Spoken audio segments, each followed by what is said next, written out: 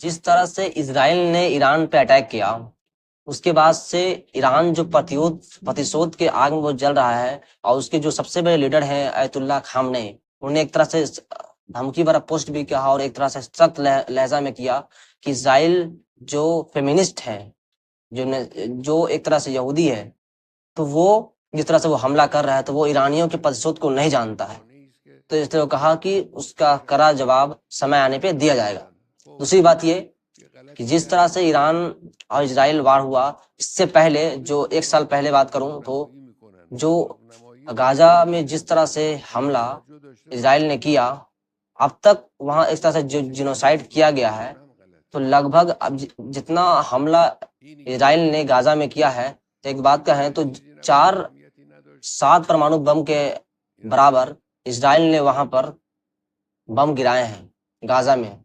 इसका मतलब यह है कि गाजा पट्टी में प्रत्येक फलस्तीनियों, पुरुष या महिला या बच्चों पर लगभग इजरायली सेना ने 38 किलोग्राम के बराबर विस्फोटक गिराए हैं। अब लगभग प्रत्येक शहीद के लिए 1.8 टन लगभग 1800 किलोग्राम का विस्फोटक इस्तेमाल किया गया, जिसमें गाजा में अब तक 10,000 से अधिक बच्चे भी शामिल थे। ये थे आज एक मीडिया रिपोर्ट्स के, संयुक्त राष्ट्र ने एक मीडिया रिपोर्ट्स के हवाले से खबर आ रही है, लगभग इसमें 66% जितनी इमारतें थी वो ध्वस्त हो गए हैं। लगभग 2 लाख घर तबाह हो चुके हैं गाजा में। 68% फसलें तबाह हो चुकी। 3130 किलोमीटर बिजली नेटवर्क ध्वस्त हो चुका। एक बार कहें तो 3,30,000 मीटर जो जल का नेटवर्क था जो गाजा में, वो पूरी तरह से नष्ट हो चुका है। 65,50,000 जो मीटर का जो सीवेज नेटवर्क था वो तरह से नष्ट हो चुका है, और लगभग 28,35,000 का जो मीटर जो सड़कें थे वो पूरी तरह नष्ट हो गए हैं। तो इसी को एक तरह से जिनोसाइड कहते हैं।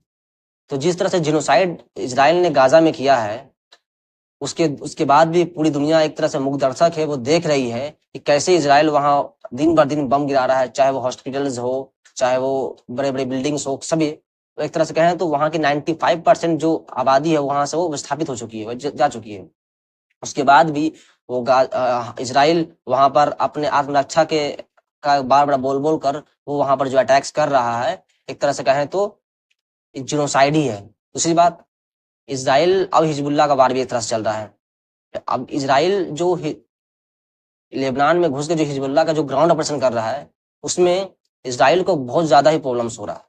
उनके लगभग 61 आईडीएफ सैनिक मारे जा चुके हैं, और लगभग कहें तो 100 से अधिक आईडीएफ सैनिक घायल हैं। और हिजबुल्लाह बार बार ड्रोन से हमला कर रहा है, या जितने भी इंडस्ट्रियल साइट्स है आईडीएफ का या इजराइल का तेल अवीव में, उस पर वो ड्रोन अटैक्स कर रहा है, रॉकेट अटैक कर रहा है। जितने भी लेबनान बॉर्डर से सटे सेटलमेंट्स हैं वहां पर वो एक तरह से कहें तो हमला कर रहा है। दूसरी बात, सुनने में ये खबर आ रही है कि इजराइल लेबनान जो ग्राउंड ऑपरेशन कर रहा है, और जो लगभग 61 आईडीएफ सैनिक मारे गए हैं, तो खबर ये आ रही है कि वो ग्राउंड ऑपरेशन अब बंद करने वाला।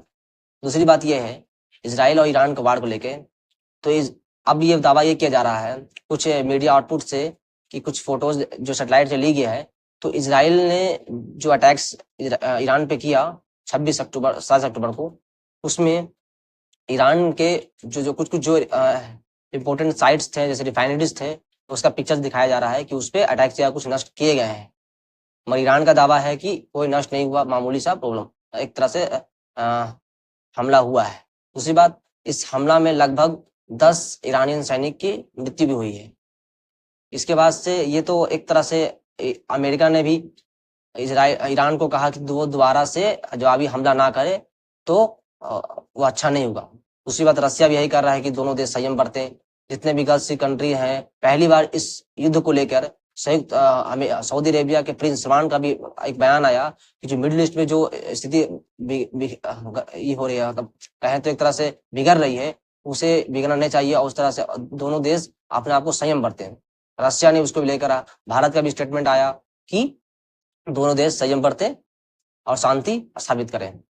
दूसरी बात यह है कि इस युद्ध में जो गाजा कहें या फिर इजराइल गाजा जो युद्ध हो रहा है, या फिर हिजबुल्लाह या फिर ईरान, इसमें एक तरह से जो जो इंटरनेशनल एक नेशन है, यूनाइटेड नेशन, वो पूरी तरह से विफल हो चुकी है।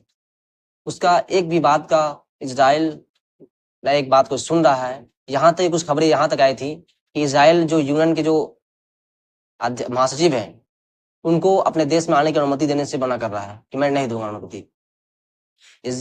इसराइल की कुछ-कुछ जो क्या बोलते फ्लाइट्स थे, जो फाइटर जेट थे, वो कुछ-कुछ जो यूनाइटेड नेशन के जो हेल्थ केयर जो वर्कर्स होते हैं गाज़ा में, वहाँ पर भी वो बम गिरे, तो वहाँ पर भी वो कुछ-कुछ घायल हुए वो।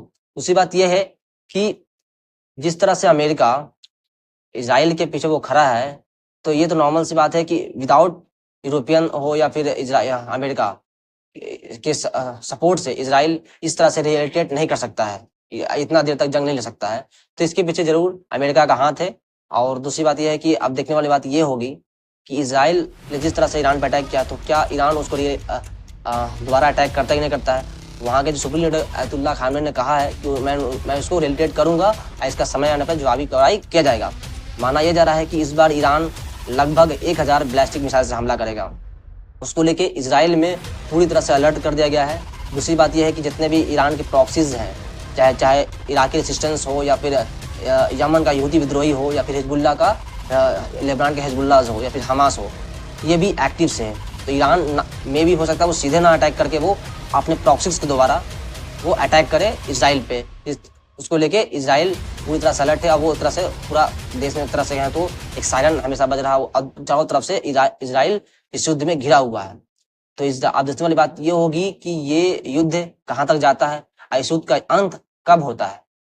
और इस युद्ध को अगर बंद करना है तो इसके बंद करने में सबसे बड़ा अगर हाथ अगर चाहे तो अमेरिका कर सकता है पहल।